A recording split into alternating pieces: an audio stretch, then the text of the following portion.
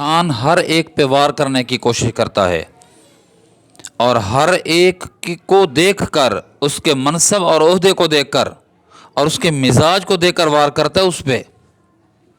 اللہ والا ہے تو اس پہ اس انداز سے وار کرے گا، دنیا دار ہے اس انداز سے وار کرے گا، سخی ہے تو سخاوت کے ہی انداز میں اس پر وار کرے گا کہ کسی طرح نیکی سے، اللہ سے یہ برگشتہ ہو جائے، اس سے پیچھے ہٹ جائے اللہ سے۔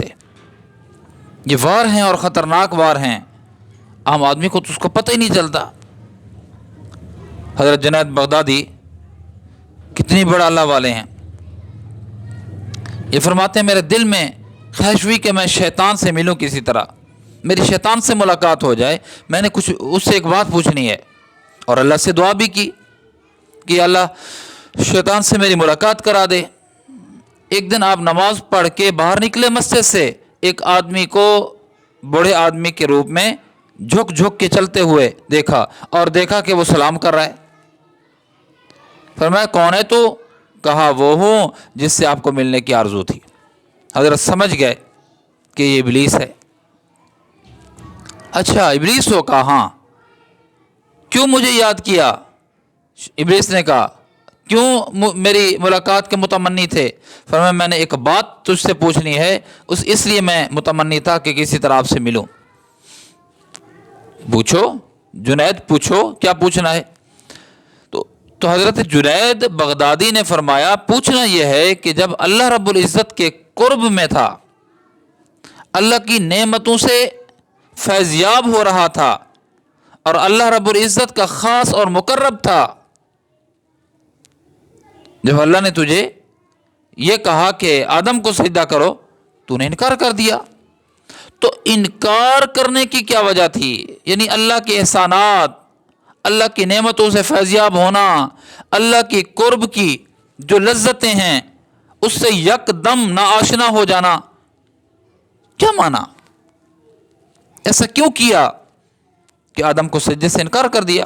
اب دیکھو خطرناک وار۔ اس نے کہا جنید تو مجھ سے پوچھ رہا ہے، توحید والا، اللہ کو، اللہ کا پرستار، واحد اللہ پرست، تو مجھ سے یہ کچھ مشرکانہ چیز کے بارے میں پوچھ رہا ہے؟ یعنی اللہ کے غیر کو میں سجدہ کروں؟ اللہ کے غیر کو میں سجدہ کروں؟ کیسی بات کر رہا ہے؟ شرک ورک کا کام مجھ سے نہیں ہوتا، میں اللہ کے غیر کے سجدے کا کبھی قائل نہیں رہا، میں اس کو سجدہ کروں؟ جنید عجیب بندے ہو تم، اپنے آپ کو موحد بھی کہلاتے ہو، خدا والے بھی کہلاتے ہو، ولی اللہ بھی کہلاتے ہو، میں اللہ کے غیر کو سجدہ کرتا؟ جنید، حضرت جنید فرماتے ہیں جب اس نے وار کیا نا، میں ڈگمگا گیا،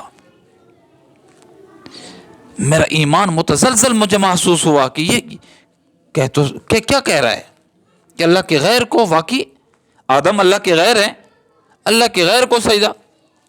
فرماتے ہیں یک دم میں تو بالکل حواس کھو بیٹھا ایک لمحہ، پھر اپنے اوثان جو ختم ہو گئے تھے یعنی وہ بحال کیے، اللہ کی طرف متوجہ، اللہ یہ کیا ہو رہا ہے؟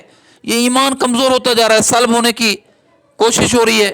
فرماتے ہیں اللہ رب العزت نے فوراً القاء کیا، ڈالا، دل میں ڈالا، اللہ والے ہیں۔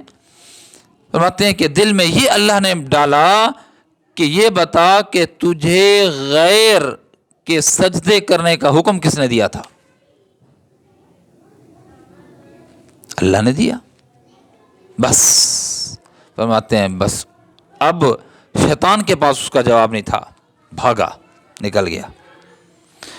یعنی اگر آدم اللہ نہیں، اللہ کا غیر ہے، واقعی غیر کو سجدہ کرنا جائز نہیں، لیکن جو اللہ ہے وہ اسی نے کہا کہ اس کو سجدہ کر،